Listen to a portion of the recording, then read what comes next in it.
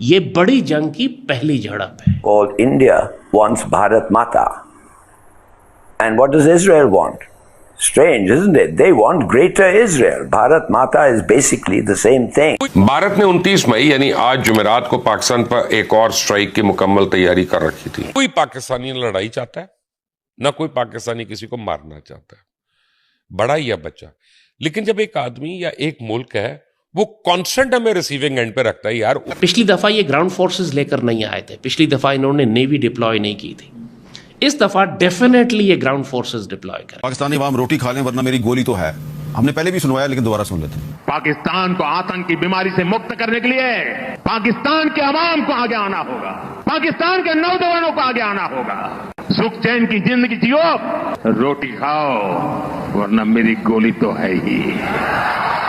अच्छा, भारत जो है वो ऑपरेशन शील्ड कर रहा है। भारत में कल रात श्रीनगर के अंदर बताया गया कि जी ब्लैकआउट किया गया है, जहाजों की परवाजें सुनी गई रहे थे, जिसमें उन्होंने कुछ ऐसा तासुर दिया कि जंग अगर हुई तो वो कन्वेंशनल नहीं होगी, नॉन कन्वेंशनल होगी। तो क्या इसका मतलब ये है कि वो न्यूक्लियर वॉर की बात कर रहे हैं?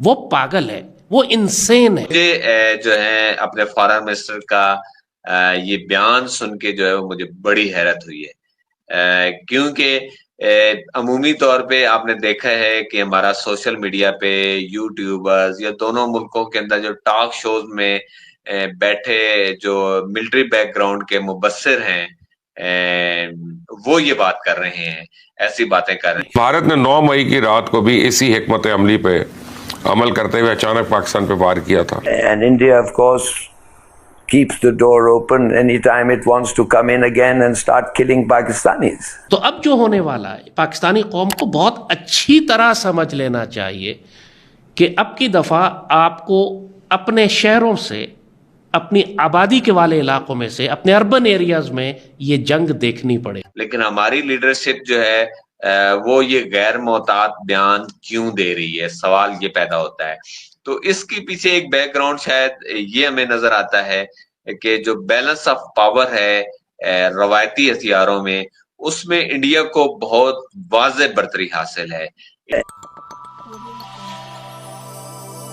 हेलो दोस्तों, जय हिंद। हाल ही में पाकिस्तान के कुछ नेताओं और मीडिया में यह बयान जोर पकड़ रहा है कि भारत का तो अभी शुरुआत है और भी जंग बाकी है। उनका इशारा प्रधानमंत्री नरेंद्र मोदी के अखंड भारत के सपने की ओर है। कुछ दिन पहले भारत ने पाकिस्तान सीमा के पास एक बड़ी सैन्य मॉक ड्रिल की थी। इस अभ्यास में टैंक, हेलीकॉप्टर और आधुनिक हथियारों का प्रदर्शन किया गया था। इससे पाकिस्तान की चिंता बढ़ गई है। पाकिस्तानियों का मानना है कि मोदी का उद्देश्य केवल कश्मीर तक सीमित नहीं बल्कि पूरे अखंड भारत के विचार को आगे बढ़ाना है। कोई पाकिस्तानी लड़ाई चाहता है, ना कोई पाकिस्तानी किसी को मारना चाहता है, बड़ा या बच्चा।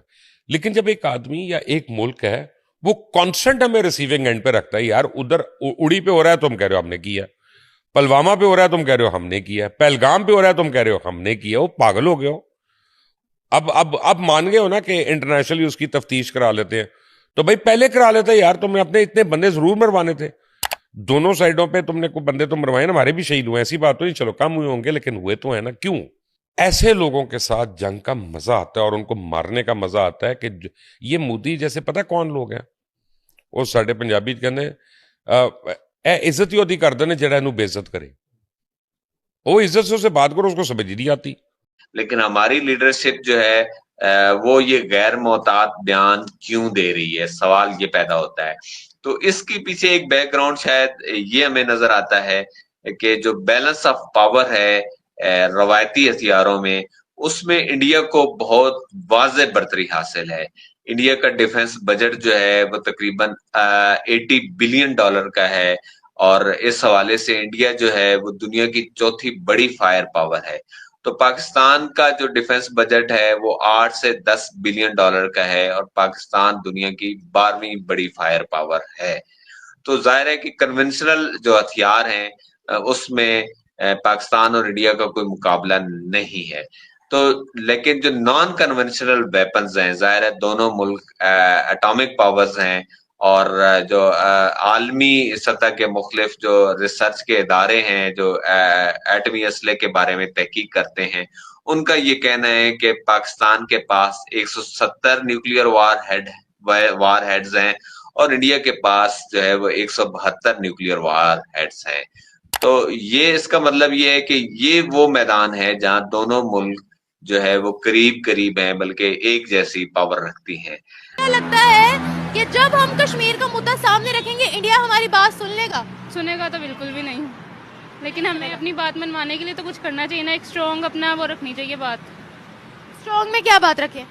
कि हम उसको अब संभाल सकते हैं, अपने कश्मीर को संभाल सकते हैं, उनका ख्याल रख सकते हैं, सारी उनकी ज़रूरियात पूरी कर सकते हैं। इस बात में दम है? जी हो सकता है। नहीं, अभी इस बात में दम है? हाँ, वो ज़्यादा स्ट्रांगली बात करेंगे तो दम ज़रूर होगा इंशाल्लाह। स्ट्रांगली बात करेंगे, जरा गुस्से में बात करेंगे तो बात में दम आ जाएगा? नहीं, यू आर रॉन्ग। हम लोगों के अपने कश्मीर में कोई डेवलपमेंट नहीं है और हम डिमांड कर रहे हैं वहाँ पर। इंडिया की डेवलपमेंट्स हैं। आप क्या कहते हो? मुझे नहीं लगता है।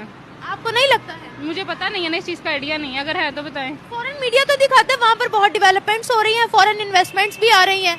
तो वो कौन करवाता है, पाकिस्तान या इंडिया? इंडिया।